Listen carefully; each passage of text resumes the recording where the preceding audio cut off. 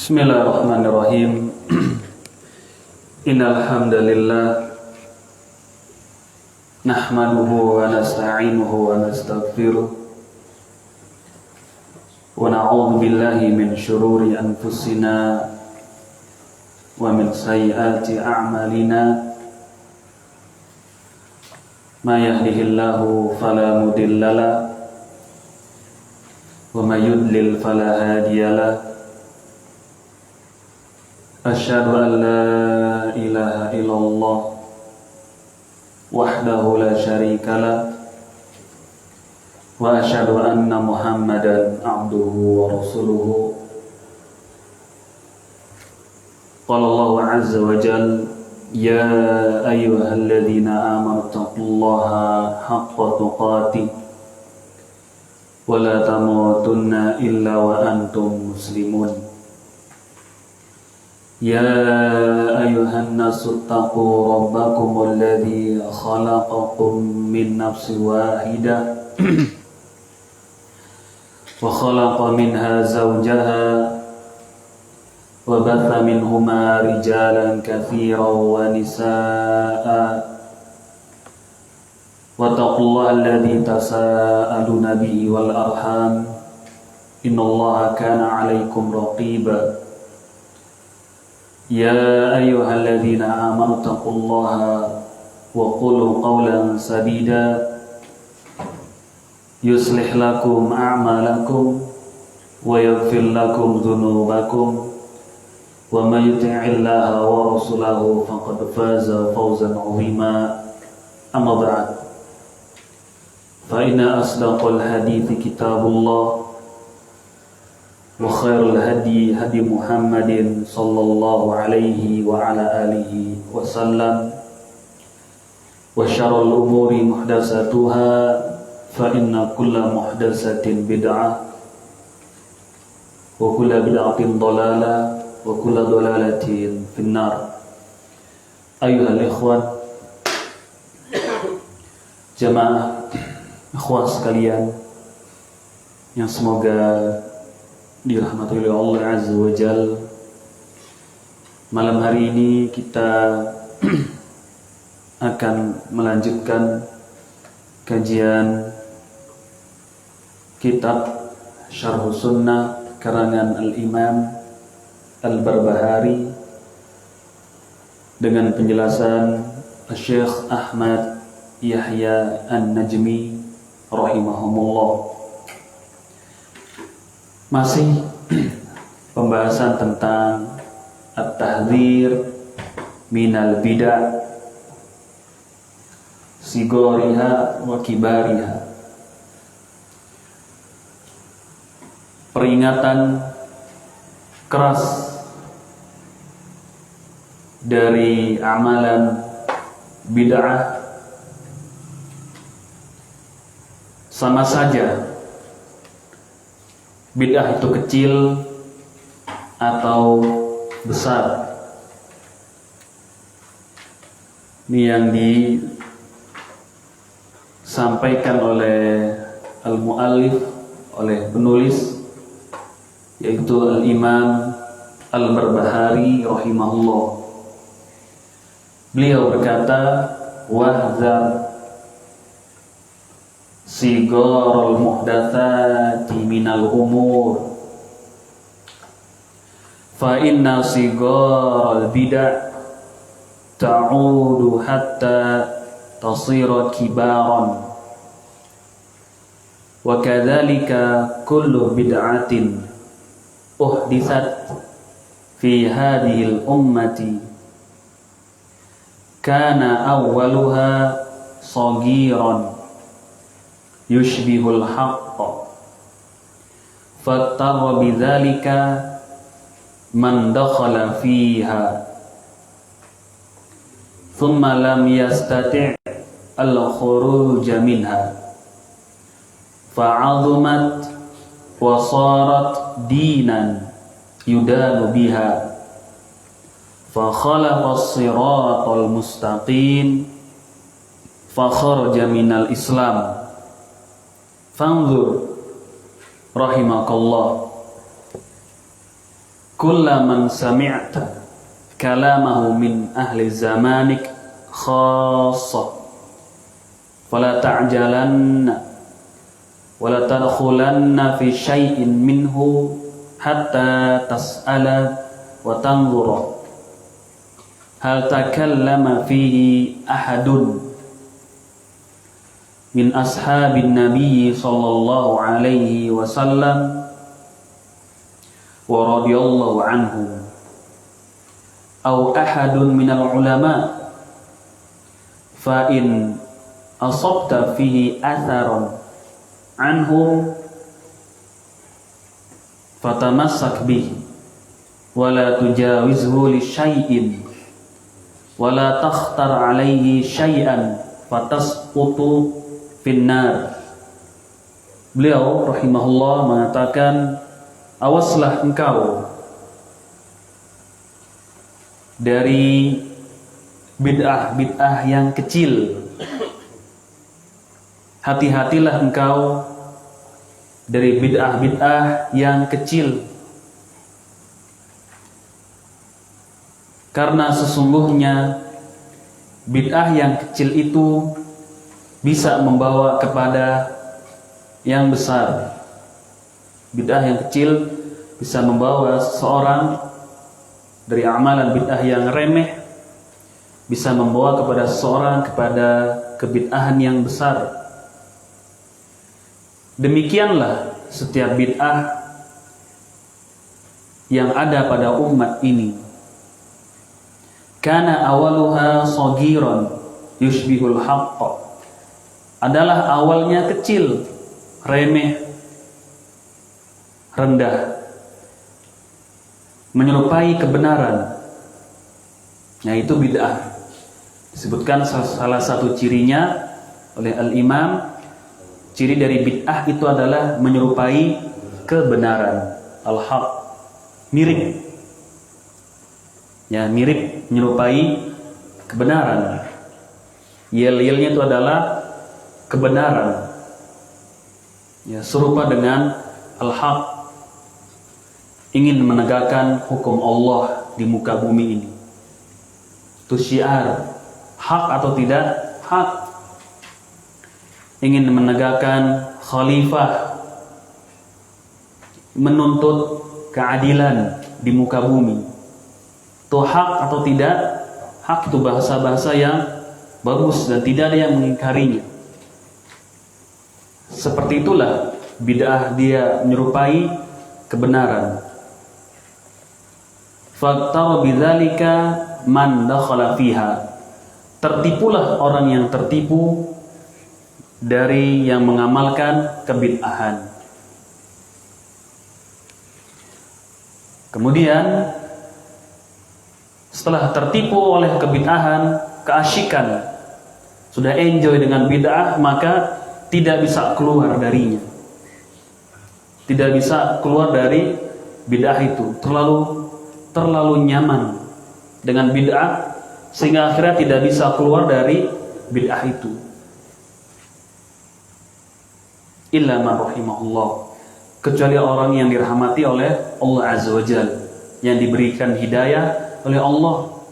Berapa banyak hamba-hamba Allah Azza wa Jalla yang Allah berikan hidayah, yang tadinya tenggelam, terjerembab dalam lumpur kebid'ahan, lalu diberikan hidayah mengenal as-sunnah as-sahihah, dan umumnya susah keluar dari kebid'ahan itu. Ya, umumnya demikian, walaupun tidak seperti itu. Ada juga yang diberikan hidayah oleh Allah Azza wa Jalla. Fa'azumat wa sarat dinan yudanu biha. Maka bid'ah itu menjadi besar dan menjadi agama bagi orang tersebut, yakni diyakini seyakin-yakinnya, sehingga kalau ditinggalkan itu merasa kurang afdol. Seperti ada yang kurang di dalam beragama kalau dia tidak mengamalkan bid'ahnya itu. Dan ini mungkin uqubah, di antara bentuk uqubah, yakni hukuman bagi pelaku bid'ah. Ya, dia merasa ada yang kurang kalau dia tidak mengamalkan bid'ahnya tersebut. Padahal hakikatnya yang dia amalkan tidak diterima oleh Allah Azza wa Jalla. Fa khalafas siratal mustaqim. Maka ia telah menyelisihi as-siratal mustaqim. Dia mengamalkan kebid'ahannya, dia telah menyelisihi as-siratal mustaqim. Fa kharaja minal Islam. Maka dia keluar dari agama Islam. Ini akan nanti dijelaskan bahwasanya tidak setiap bid'ah yang diamalkan oleh seseorang serta-merta orangnya keluar dari agama Islam, tidak. Karena bid'ah itu darajat, bertingkat-tingkat, berbeda-beda hukumnya. Ada yang bid'ah mukaffirah yang bisa mengkafirkan, ada yang bid'ah mufassiqah yang bisa membuat orang menjadi fasik. Berbeda-beda, tidak setiap orang yang mengamalkan kebid'ahan maka dia dihukumi keluar dari agama Islam. Dan saya kira kita sudah memahami kalimat-kalimat tersebut, tidak bisa kita terapkan, ya, atau bahasa umumnya tidak bisa ditelan mentah-mentah. Kemudian beliau memberikan nasihat kepada kita, fanzur rahimakallah, lihatlah semoga Allah merahmatimu. Kepada siapa? Kepada setiap orang yang engkau dengar. Lihatlah olehmu kepada setiap orang yang engkau dengar. Maksud lihatlah di sini adalah perhatikanlah, ya, telitilah, perhatikan. Fatish, ini perhatikan, lihatlah. Bukan dilihat dengan mata kepala, bukan, tapi diperhatikan. Asyraf, perhatikanlah, gitu. Asyraf, lihat sini. Terus itu bukunya di mata. Perhatikan. Fanzur, lihatlah kepada setiap orang yang engkau dengar perkataannya min ahli zamanik, yang hidup di zamanmu secara khusus. Jangan engkau terburu-buru, ya, jangan engkau tergesa-gesa untuk menerimanya begitu saja.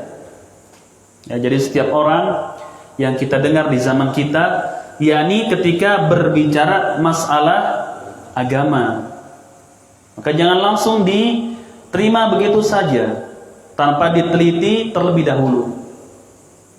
Ya, dan banyak perkataan yang keluar di zaman kita dan zaman-zaman sebelumnya. Banyak pendapat-pendapat yang sering kita dengar, apalagi di zaman kita ini secara khusus tersebarnya media-media sosial, media elektronik, yang mungkin kita banyak membaca atau ada bacaan-bacaan yang kita baca seputar agama atau video-video terkait masalah agama dan seterusnya. Ya, kita banyak mendengar itu. Namun jangan serta-merta untuk diterima begitu saja. Sampai kapan? Sampai kita bertanya, ya, kepada ahli ilmu, sampai kita menelitinya, ya, membahasnya, mencarinya. Apakah yang diucapkan oleh orang tersebut telah disampaikan atau telah dibahas juga oleh salah seorang para sahabat Rasulullah sallallahu alaihi wasallam. Yani apakah para sahabat pernah mengatakannya, pernah berpendapat dengannya, pernah membahasnya dan seterusnya. Radhiyallahu anhu. Au ahadun minal ulama, atau adakah ulama yang sebelumnya sudah berpendapat dengannya atau sudah pernah dijelaskan oleh mereka. Intinya ditimbang terlebih dahulu, diperiksa terlebih dahulu, benar atau tidak, sesuai dengan syariat atau tidak. Karena tidak boleh kita langsung mempercayai atau berpendapat dengan pendapat orang-orang yang kita dengar. Diperiksa dulu. Kalau engkau mendapatkan di dalam perkataan tersebut atharon, dalil atau riwayat dari para sahabat, fatamassak bihi, maka peganglah olehmu. Maka peganglah olehmu. Kalau kita mendapati para sahabat telah berpendapat dengannya atau pernah mengatakannya, maka peganglah. Kalau tidak, maka jangan diambil, jangan diterima. Wala takhtara alaihi syai'an fatasqutu finnar. Jangan engkau memilih selain pendapatnya para sahabat, maka nanti engkau akan terjeblos ke dalam neraka. Ini adalah ungkapan dari Al-Imam Al-Barbahari. Terkesan tegas ya, terkesan tegas dan tanpa basa-basi, tidak diplomatis orang salah. Langsung aja. Nar. Ini apa lagi? Sesat, keluar dari Islam. Ini perkataan Al-Imam yang beliau terkenal, yakni betapa kerasnya dalam memerangi kebid'ahan dan juga ahlinya.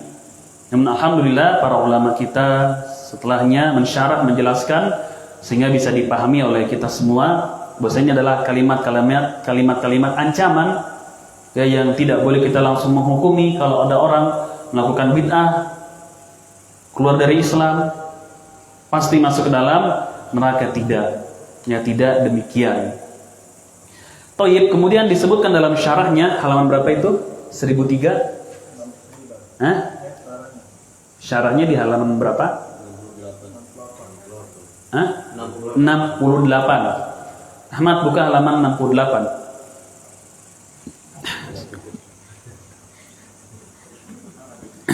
Ya, perhatikan saja Ahmad. 68. Up, perhatikan. Up.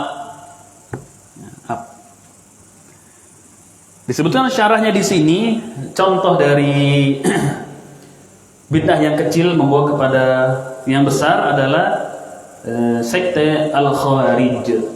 Sekte Al-Khawarij disebutkan dalam syarahnya di sini, sekte Al-Khawarij yang berawal dari sesuatu yang hak kecil lah, itu menuntut keadilan seperti itu, berhukum dengan hukum Allah Azza wa Jalla. Ya, ketika terjadi fitnah di antara sahabat Muawiyah dengan Ali ibnu Abi Thalib radhiyallahu anhum, disebutkan tentang bid'ah Al-Khawarij.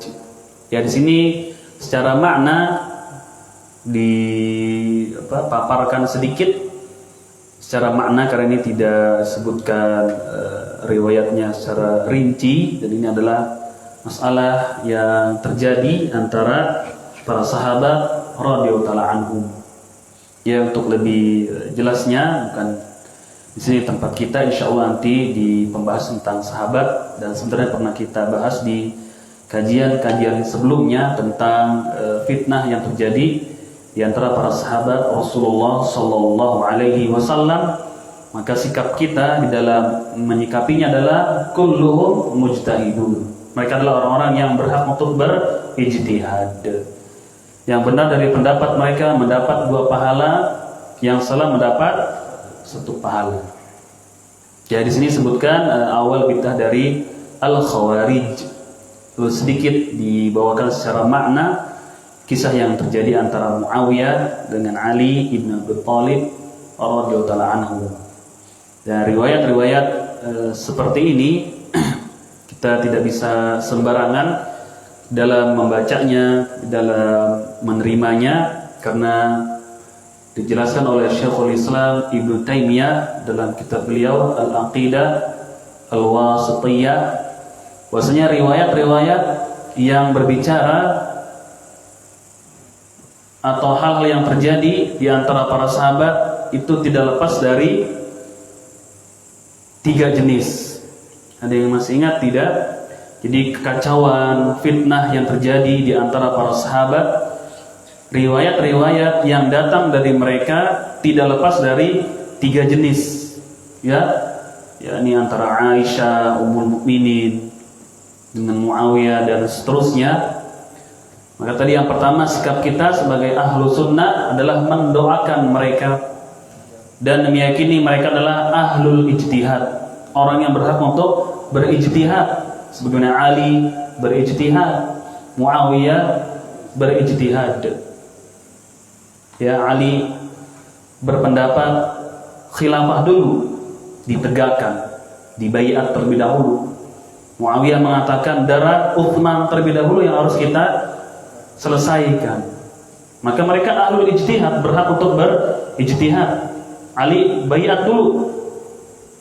Ya, keadaan negara belum stabil untuk mencari para pembunuh Utsman yang menggerebek rumahnya Utsman ketika itu.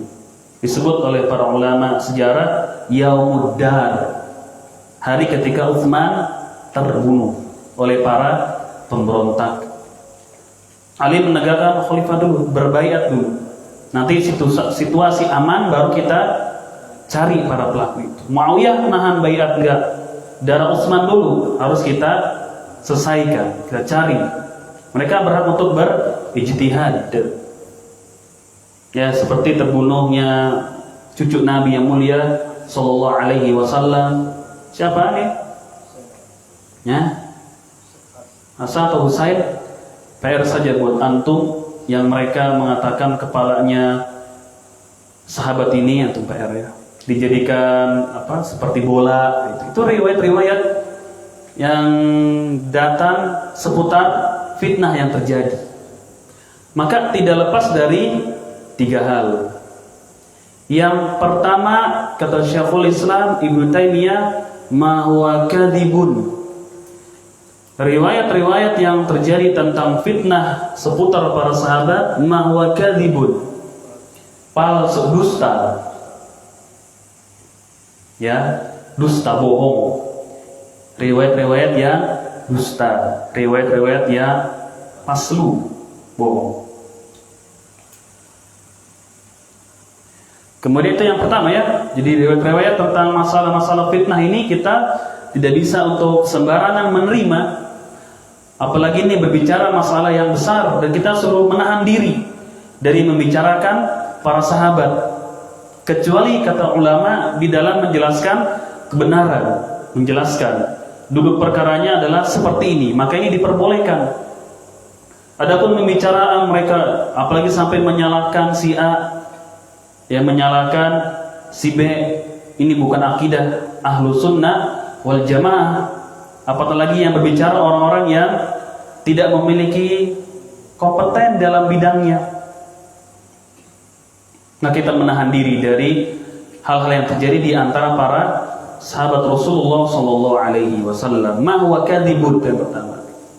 Yang kedua, zida au nuqisa au ghuyira min wajhihi. Riwayat yang kedua yang berbicara masalah fitnah sudah ditambah atau dikurang atau dirubah. Ditambah, dikurang atau dirubah gitu. Di riwayatnya misalkan 10%, maka ditambah, didramatisir menjadi berapa? 40%. Atau dikurangi. Ya, karena tidak sesuai dengan pemikiran dikurangi, ditutup-tutupi, dikurang-kurangi. Atau dirubah sama sekali.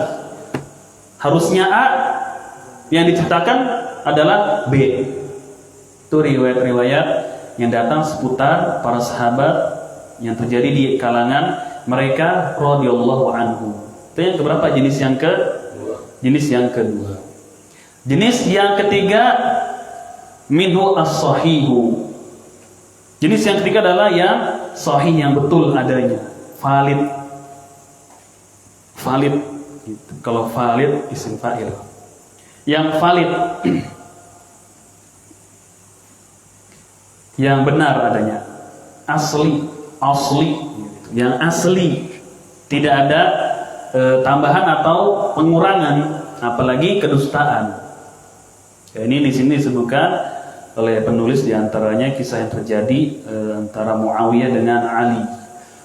Ingin disebutkan tentang awal bid'ah dari Al-Khawarij.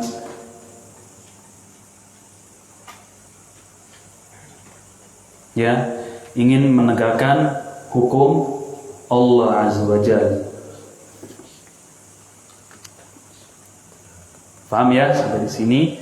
Adapun contoh-contoh yang lain banyak sekali ya, bid'ah yang awalnya itu kecil sehingga membesar. Banyak sekali dari firqah-firqah yang ada ini, banyak. Dan begitulah syaitan di dalam menggoda manusia step by step, sedikit demi sedikit. Begitu pula dari jalur bid'ah ini, dari kecil besar, remeh biasa, sudahlah, gampang ini mah. Untuk masalah dakwah gitu. Untuk masalah dakwah. Kalau tidak seperti ini, dakwah kita tidak diterima. Ya sudah, akhirnya doa bareng-bareng berjamaah. Lama-lama ya masalah dakwah, salam-salaman setelah sholat sambil berdiri. Ya masalah dakwah tadinya cuma maghrib, subuh, terus sedikit demi sedikit sampai akhirnya diundang untuk mengisi Maulid Nabi. Ya, sampai akhirnya bergandengan tangan dengan tokoh-tokoh bid'ah, berkolaborasi dengan tokoh-tokoh bid'ah, sampai akhirnya memposting orang-orang yang terkenal memiliki penyimpangan dalam akidah wal manhaj.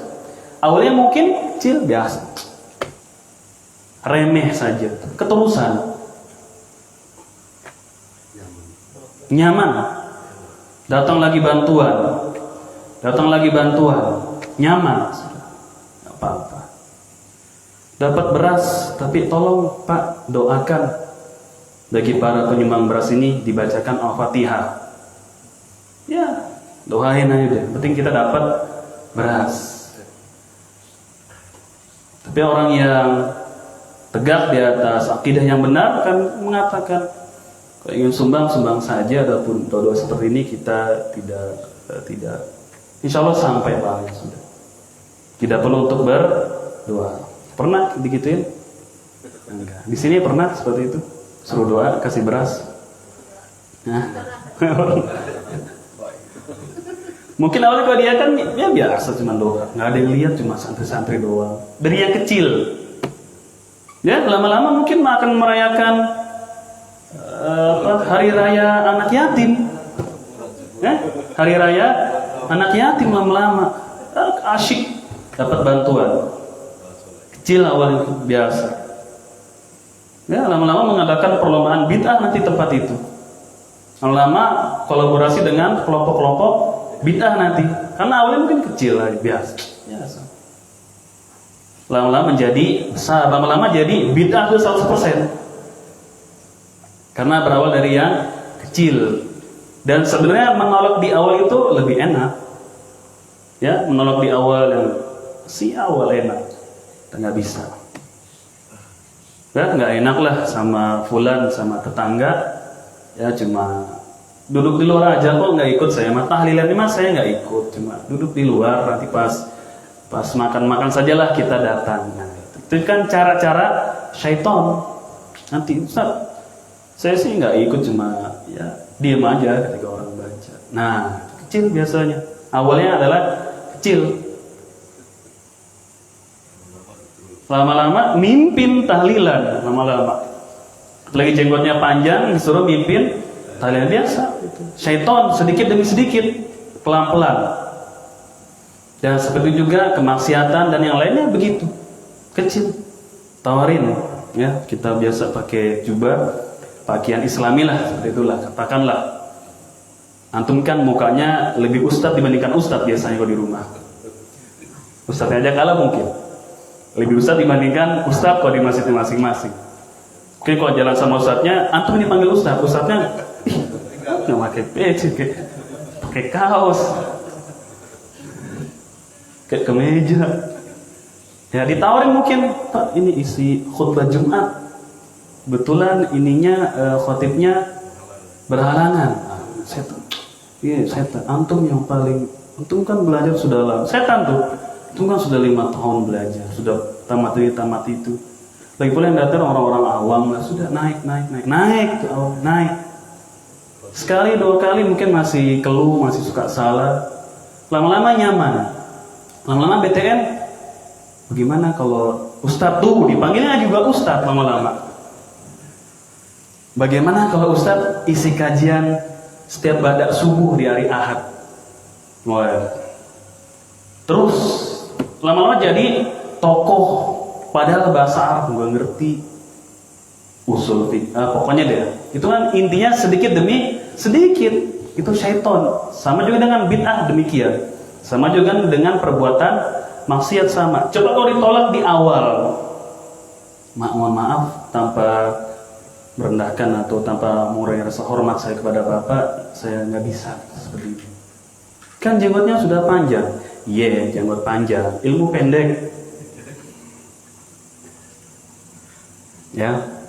Kan istrinya jilbabnya sudah panjang, iya, jilbab panjang, ilmunya pendek. Saya nggak bisa. Ditolak di awal, diundang acara-acara bid'ah, kan bisa ditolak di awal. Saya nggak bisa hadir. Kalau masuk kita di situ, lama-lama nyaman dan besar bid'ah yang kita kerjakan. Dan terjadi ini banyak seperti itu. Futur akhirnya orang dikarenakan dari hal-hal yang kecil-kecil seperti itu. Sekarang mungkin kita kenal dia sebagai pembawa kebid'ahan, mengajarkan kebid'ahan kepada masyarakatnya. Awalnya kecil, lama-lama nyaman. Diundang di acara PHBI, diundang di acara PHBI. Dia pelopornya mungkin, atau panitianya, dan seterusnya. Hati-hati, kata Imam Fahzar, sigorul muhdatsati minal umur. Hati-hatilah engkau dari bid'ah yang kecil, karena sesungguhnya dia akan membawa kepada yang besar. Kemudian dicontohkan Khawarij di sini. Baik, perhatikan di sini. Kemudian Syekh Ahmad Yahya An-Najmi rahimahullah, beliau mengkomentari ungkapan yang disebutkan oleh Al-Imam Al-Barbahari ketika beliau mengatakan fa kharaja minal Islam. Ya, fa kharaja minal Islam. Ada di situ antum di yang kotak itu dari perkataan Al-Imam Al-Barbahari rahimahullah. Ya, kemudian keluar dari agama Islam.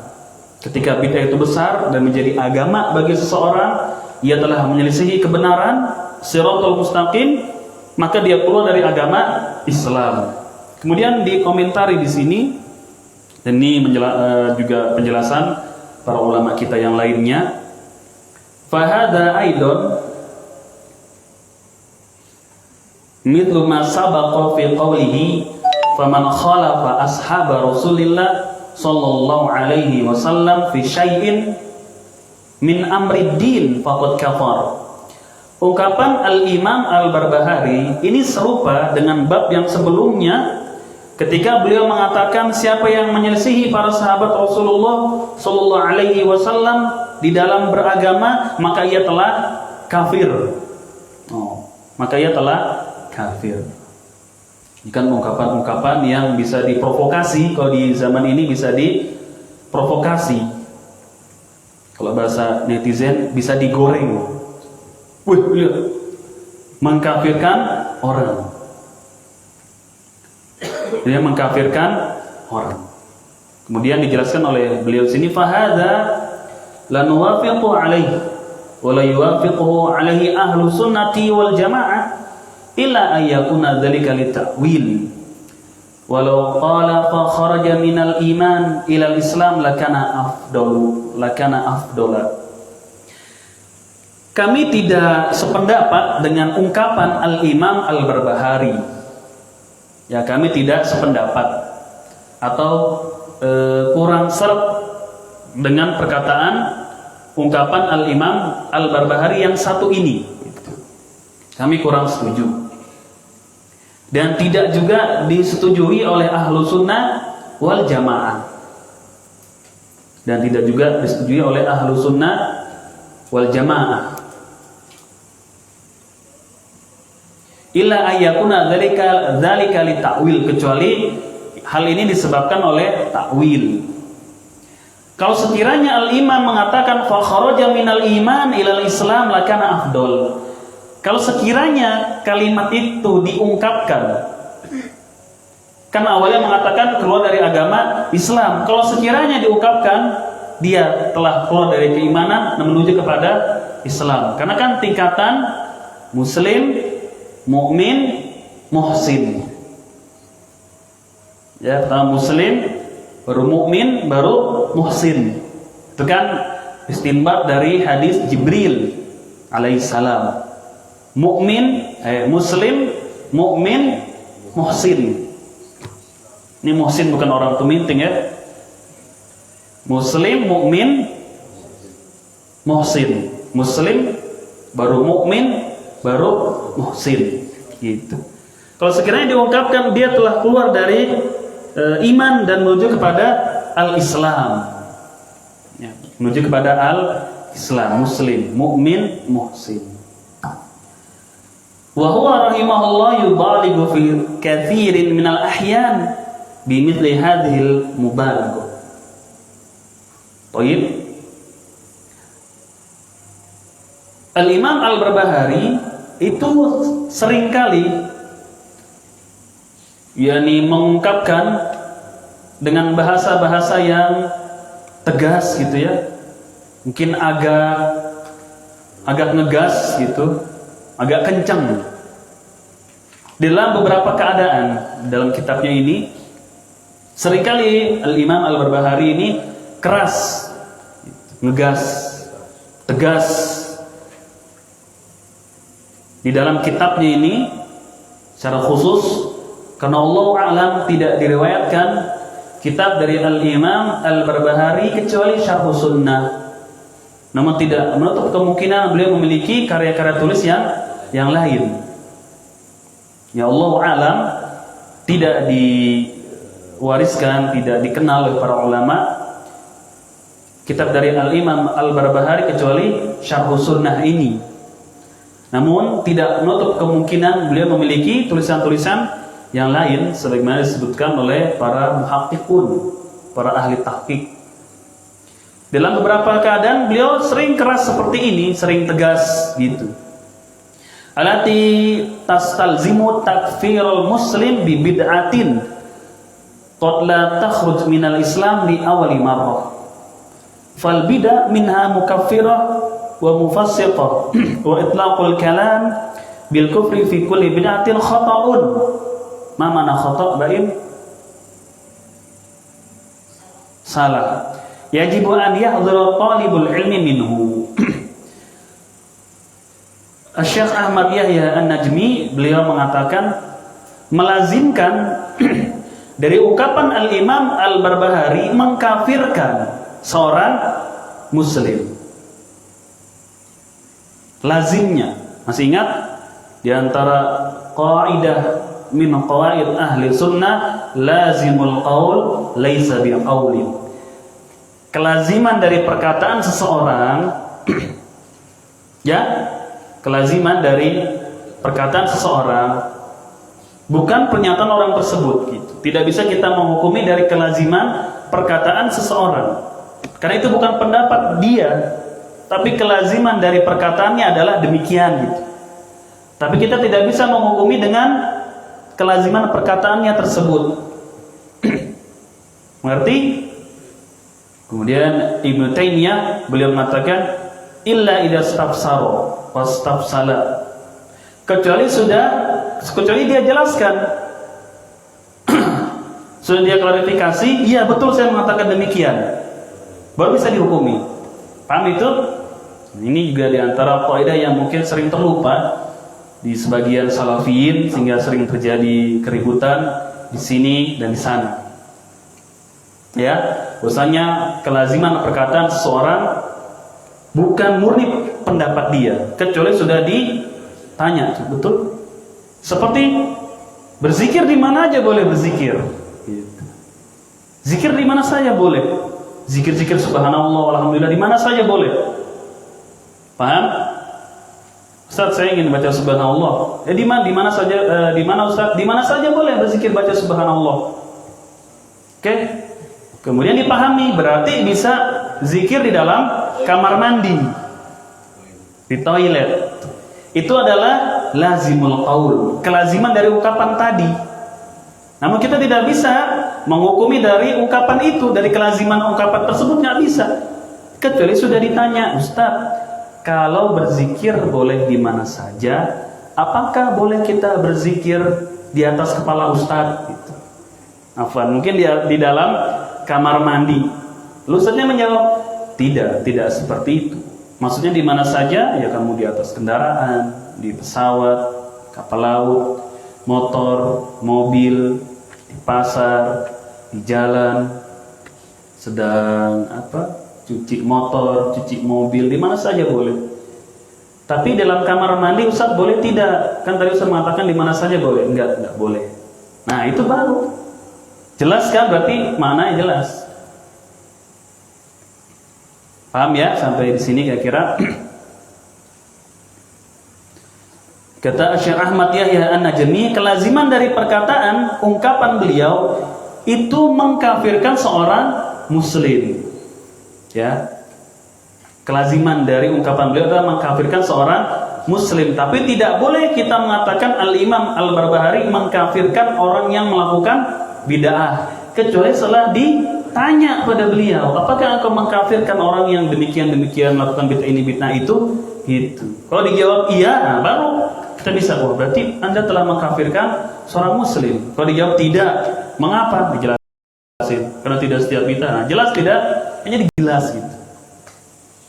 Ini kan sering ungkapan-ungkapan seperti ini tuh kan digoreng gitu ya. Diapain?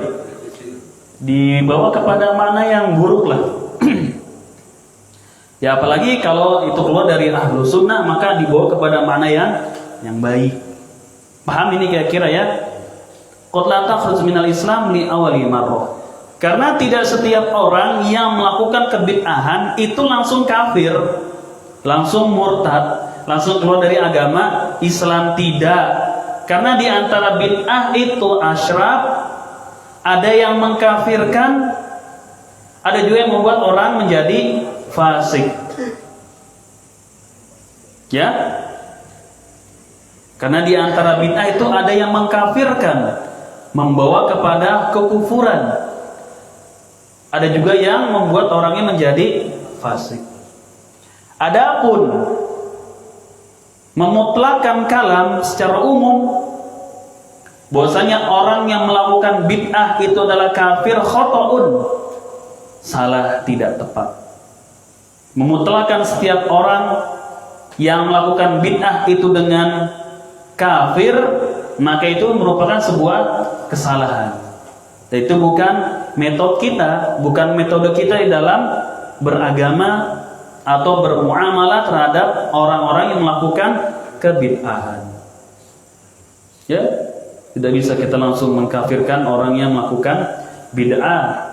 Tidak boleh serampangan, tidak boleh sembarangan. Apalagi kalau disebut sebagai ahlul bid'ah, misalkan orang itu disebut sebagai ahlul bid'ah, ini juga tidak tepat. Tidak boleh langsung dikatakan fulan ahlul bid'ah. Lain kalau ungkapan-ungkapan umum ahlul bid'ah, maknanya orang-orang yang suka melakukan kebid'ahan gitu.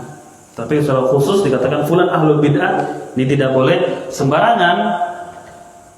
Karena lafaz ahlul bid'ah yang pertama adalah orang-orang yang melakukan bid'ah-bid'ah yang besar, seperti bid'atul khawarij, bid'atul murji'ah, ya, itu bid'ah-bid'ah yang besar. Maka disebut sebagai ahlul bid'ah. Adapun bid'ah-bid'ah yang remeh, yang kecil-kecil, tidak bisa kita katakan dia sebagai ahlul bid'ah. Ya. Yang kedua juga perlu ditegakkan kepadanya penjelasan. Adapun mengatakan ahlul bid'ah adalah selain ahlus sunnah, maka itu boleh, enggak apa-apa. Namun kalau ada orang misalkan ngapain ya, baca surat Al-Maidah setiap malam Jumat, kita katakan ahlul bid'ah bapak itu, maka tidak bisa seperti itu. Karena ahlul bid'ah adalah orang-orang yang melakukan kebid'ahan yang besar, bid'ahnya khawarij, bid'ahnya Murji'ah dan seterusnya dari firqah-firqah dolalah, firqah yang sesat. Dan ini wajib diperhatikan bagi para penuntut ilmu. Ya, ungkapan-ungkapan demikian harus diperhatikan oleh para penuntut ilmu syar'i. Tidak boleh menerapkan secara sembarangan. Ya, tidak boleh untuk memvonis secara serampangan. Hati-hati di dalam menghukumi seseorang. Ya, jangan sampai kita terburu-buru, tergesa-gesa, dikatakan sebagai mubtadi, ahlul bid'ah, ahlun nar, penghuni neraka misalkan. Maka tidak boleh seperti ini, sebagaimana di sini diingatkan oleh Syekh Ahmad Yahya An-Najmi.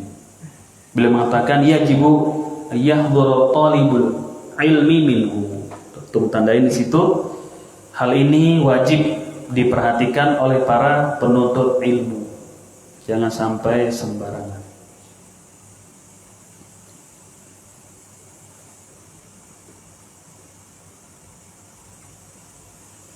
Kemudian bagian yang kedua dari pernyataan Al-Imam Al-Barbahari tentang tidak boleh sembarangan mempercayai atau menerima perkataan orang yang kita dengar. Nah, ini penting sekali kita meneliti, mengamati atau bertanya terhadap pendapat-pendapat yang berseliweran terhadap permasalahan ad-din, permasalahan agama. Ya, tidak boleh ditelan mentah-mentah, harus diperiksa terlebih dahulu. Kalau sekiranya setiap muslim demikian, maka insyaallah ta'ala akan sedikit sekali terjadi penyimpangan-penyimpangan di lingkungan kita. Karenanya di antara banyaknya perselisihan yang ada, perselisihan yang terjadi dalam permasalahan agama ini mengatakan sunnah, yang satu mengatakan bid'ah, yang satu mengatakan tauhid, yang satu mengatakan syirik. Yang terjadi seperti ini diantaranya adalah orang-orang ini yang tidak mengerti banyak berbicara. Faktor yang kedua, banyak juga orang-orang yang membeok, mengikuti tanpa memeriksanya, dengar telan, percaya. Namun kalau dari kajian salaf itu jarang yang begitu. Diperiksa dulu, ditanya dulu. Paham nggak? Ya, kalau dari manhaj salaf ini pendapat Wahabi punya gitu. Tapi kalau yang lain-lain sudah terima-terima saja, udah manggut-manggut, ya sip, sorban yang gede, LC, MA, Prof, dengerin sudah, terima, percaya, langsung diamalin di rumah, langsung diamalin, pahala, insya Allah pahala udah, gitu. Tapi kalau memang baca Al-Maidah setiap malam Jumat, bid'ah ya. Coba saya mau periksa dulu. Periksa dulu, saya mau tanya dulu ke yang lain. Tanya.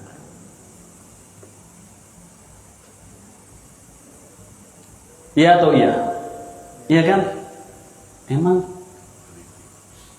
memperingati hari kelahiran Nabi itu bid'ah ya. Jadi dengar begitu kan?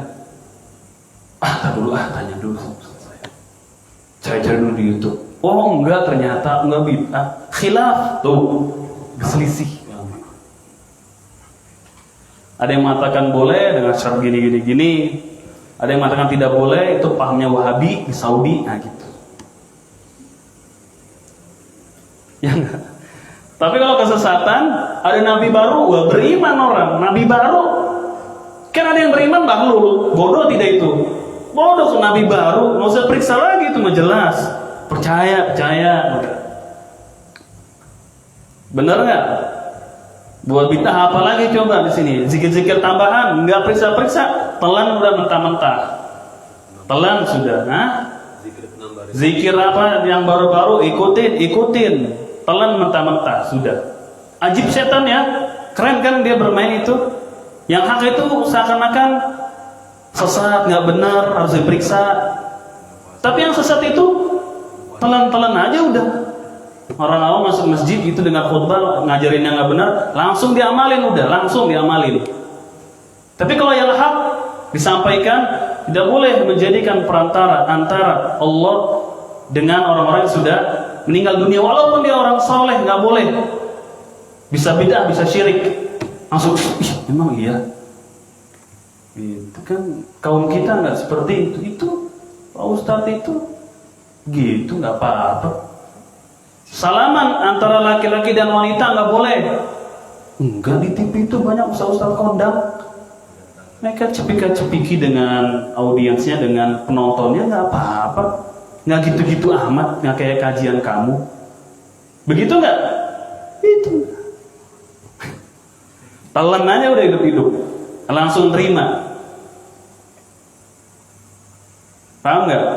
Tapi kalau dari yang hak itu, sampaikan yang hak, nggak pikir-pikir dulu. Pekan depan ada lagi loh hari Sabtu kajian. Kayaknya saya sakit perut kalau malam minggu udah. Nggak bisa. Sakit perut pokoknya jadwal malam Ahad. Pada malam saya sakit perut, nggak bisa saya. Biar saya bisa minum. Ya kan?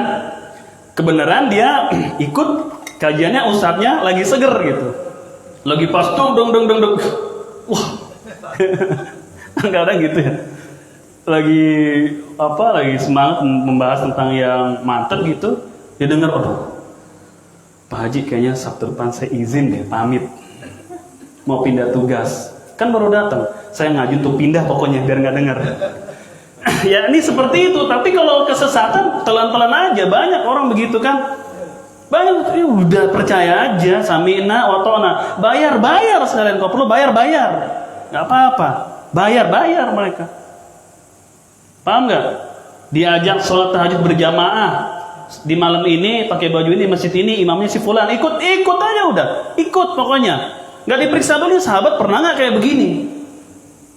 Ya, para ulama pernah nggak memahami hadis tentang sholat tahajud berjamaah saat bulan Ramadan? Ada nggak? Nggak pernah begitu. Udah ikut aja udah.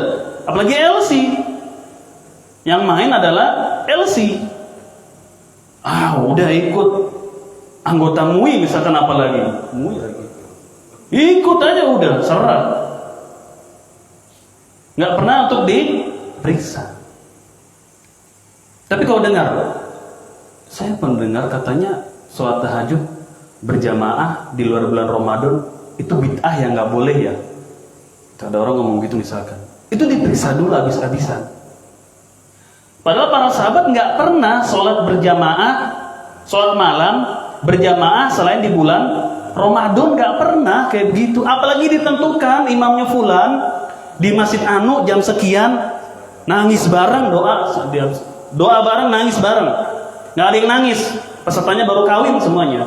Nggak ada yang nangis, masih happy, masih senang-senangnya. Disuruh nangis, nggak bisa. Nggak ada langsung perintah. Coba para sahabat begitu apa enggak? Nggak begitu mereka, nggak ada.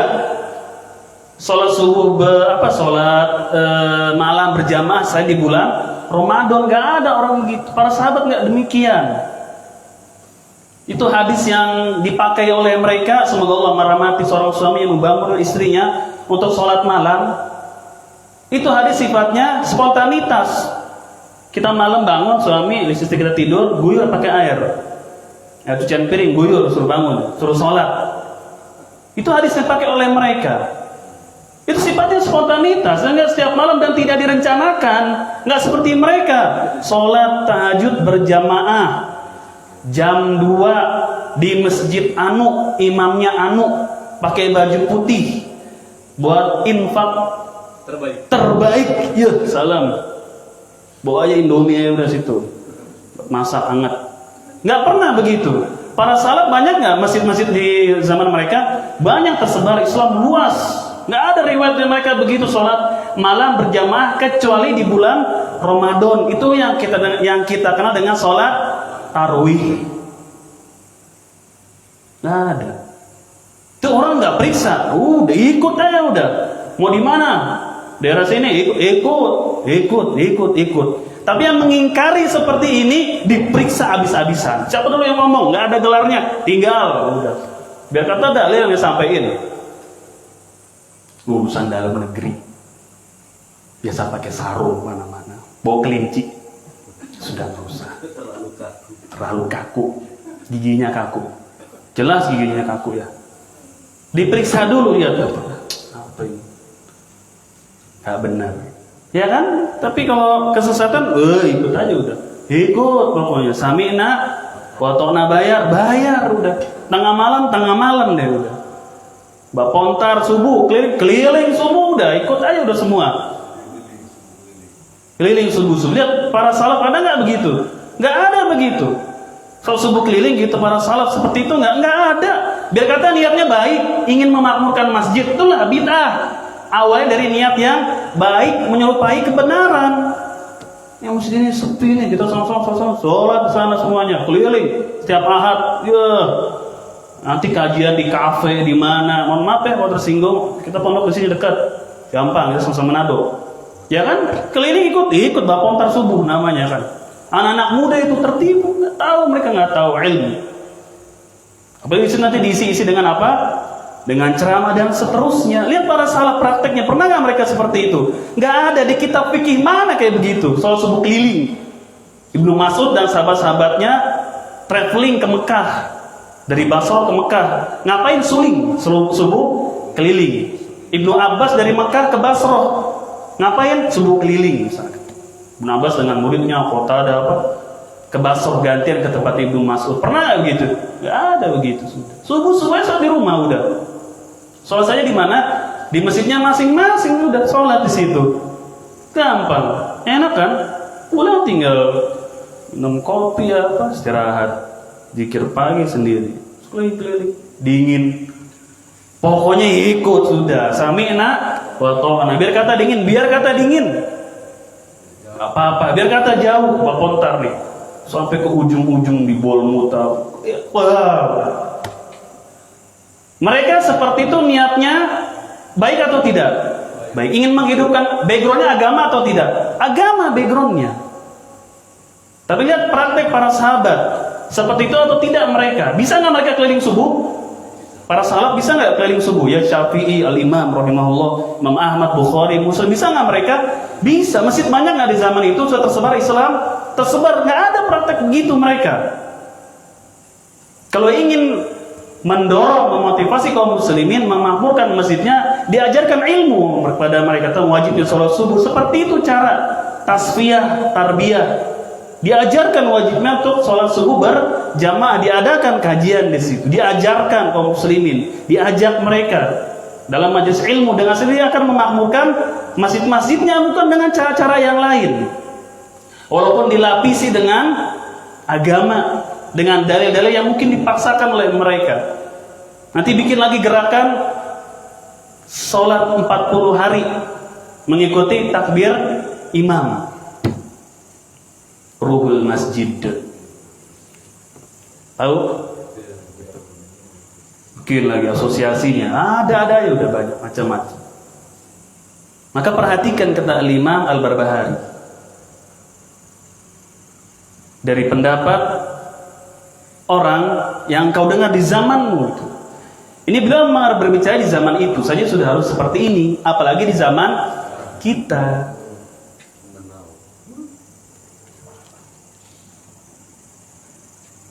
Ya, kata Syekh Shalih Fauzan, itu di zaman Al-Imam Al-Barbahari, apalagi di zaman kita ini secara khusus, untuk lebih lagi memeriksa, meneliti, jangan langsung diterima begitu aja. Ya, diperiksa apakah ada hujahnya atau tidak. Sahih hujahnya, tidak sahih. Kalau sahih betul tidak cara pendalilannya. Itu kan tidak setiap dalil yang sahih betul pemahamannya, enggak. Dalilnya sahih betul Bukhari, Muslim, tapi cara memahaminya tidak langsung serta-merta betul, bisa saja keliru. Apalagi kalau hujahnya itu paslu, lemah, ya sudah tidak bisa kita pakai. Thayyib. Sampai di sini pertemuan kita, ini bagian yang kedua. Intinya itulah tadi, jangan terburu-buru untuk menerima pendapat atau perkataan seseorang sebelum diperiksa atau ditanyakan kepada ahlul ilmi. Ada pertanyaan sampai di sini?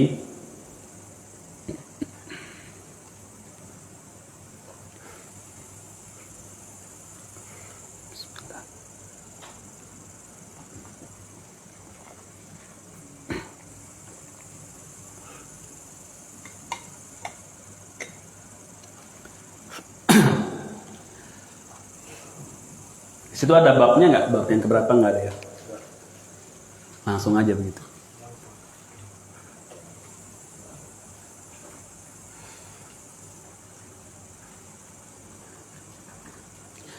Selebihnya tinggal apa?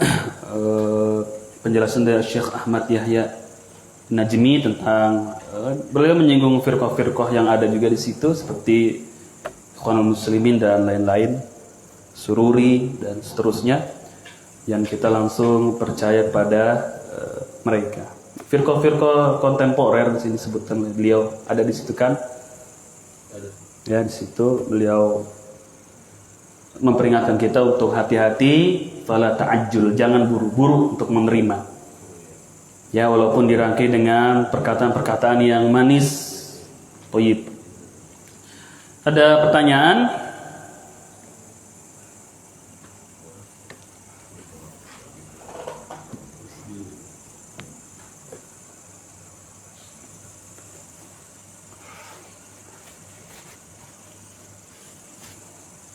Baik, barangkali cukup ikhwan sekalian. Bagi antum yang belum mengumpulkan ringkasan di Sabtu yang lalu, harap push up 100 kali di belakang sana. Masih kita buka pintu untuk mengumpulkan, dan ini kembali untuk diringkas-ringkas, bisa dengan suara boleh, dengan suara, dengan tulisan boleh, ringkasan. Jadi intinya Ustadz, saya nggak paham, saya mau tidur.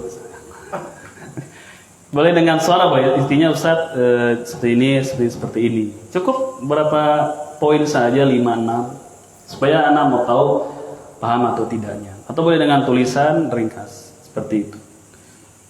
Ya, ditunggu ya. Subhanaka Allahumma bihamdika asyhadu an la ilaha illa anta astaghfiruka wa atubu ilaik. Assalamualaikum warahmatullahi wabarakatuh.